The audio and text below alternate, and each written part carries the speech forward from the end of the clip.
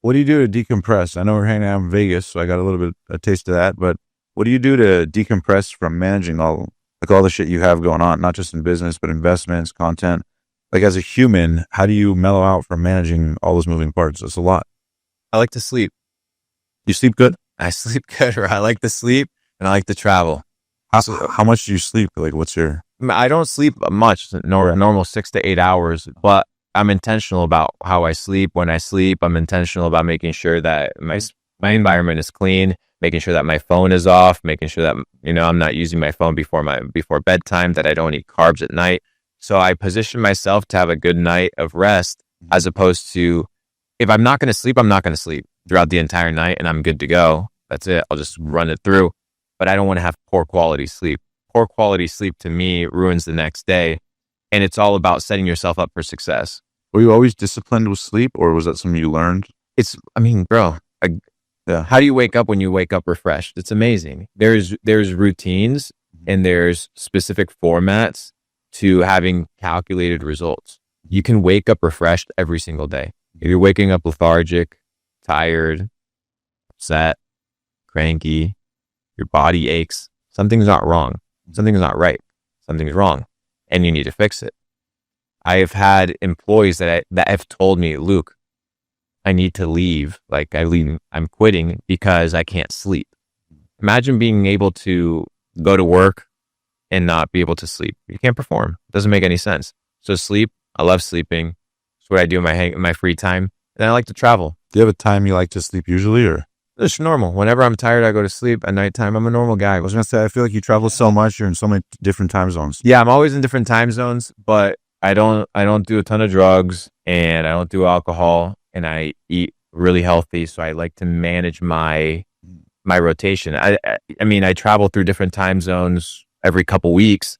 So I need to make sure that I'm really tight on my discipline, because if not, I'd break down. Were your disciplines something that kind of like naturally happened little by little, or did you have any events where you turned them around? Do you know what I mean?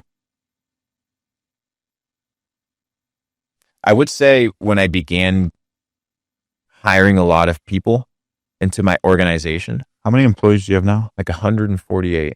Yeah. It's a lot of people. Yeah. I was with my HR team today, just going over Yeah. our the amount of people that we have, and between contractors and employees is 140 plus. Yeah. But as I began to meet my staff How's that payroll? in person, yeah, Yeah. it's expensive. Yeah. When I began meeting my team in person, I flew down to Argentina. I have team members in Argentina. I have team members in Europe. I team members in the Philippines. I've met most of my team. I meet their spouse or I meet their kids.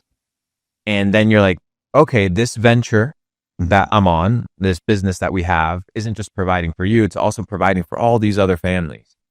So now you have a sense of responsibility. Right. And when you own a business and you have employees, now you have responsibilities. But these responsibilities are self-induced. When you go into entrepreneurship, you should know what you're signing up for. Right. Long days, bad phone calls, employees that aren't happy, Whatever it dealing with takes. human emotions, whatever is necessary in order to make it. But when it's all said and done, there's also human beings. Right. So my sense of responsibility of saying, hey, I need to wake up and not just think about me when it comes to business, is the fact that I have team members. And these team members are counting on me to perform, to create content, to continue studying, to continue leveling up. And ultimately, we all win together. Do you still enjoy the way you create content? Because that's a big part of it too, is like for people to have scale and momentum, is like they actually have to enjoy what they're talking about. I think a lot of people start building a brand for the sake of building a brand. And I think that nuance matters. How does you keep it interesting? Obviously podcasts, like, keep it interesting when you're filming, but like what in it keeps you hooked to it? Is it just the long-term leverage of it? I think it's one of the highest leverage actions that a person can be doing nowadays. Building a personal brand that has the ability to be broadcasted to the internet. Yeah. The internet is really powerful as a means of distributing your message.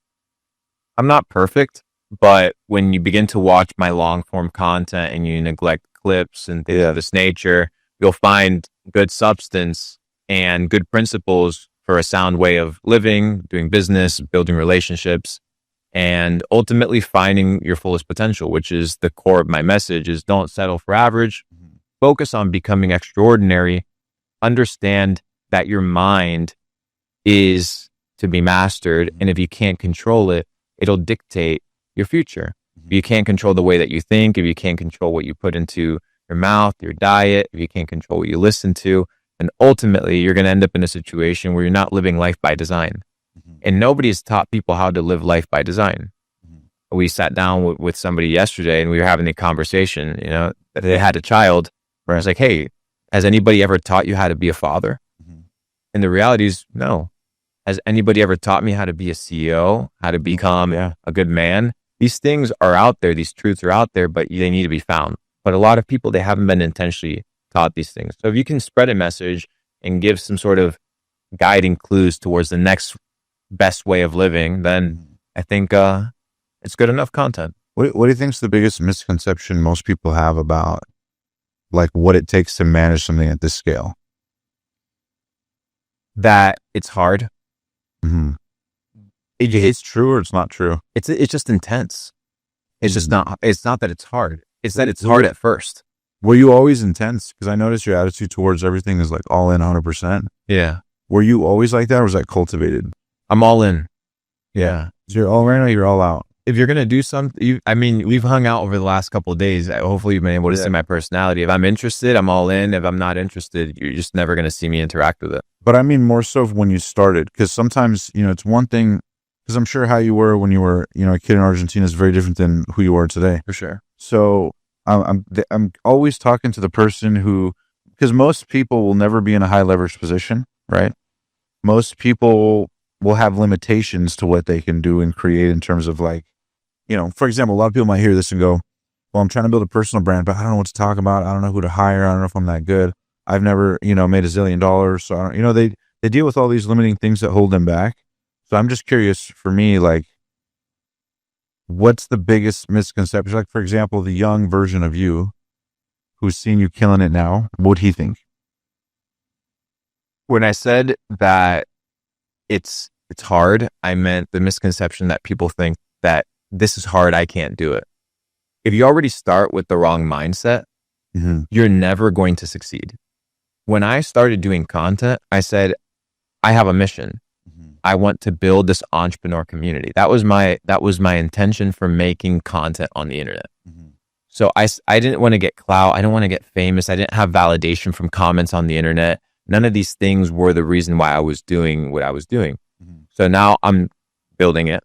And once it's built, entrepreneur community, and it has the size that I want it to have, then I'll stop making content because my mission will be complete towards what I set out to do. If you don't have a reason to do something, then you're not going to do it. If it's just money, how many people and creators have we seen make money and then they stop making content because they've made enough money? A lot. If your mission is just to make money, then sure, you can make money through content. You can make a lot of money through content. But once again, it needs to be able to transcend just something that is material or something that is fleeting or that has emotional instability. You lose money and you become emotionally unstable. You make money, you become emotionally stable. These things dictate your emotions, which means they master you and that they're your God.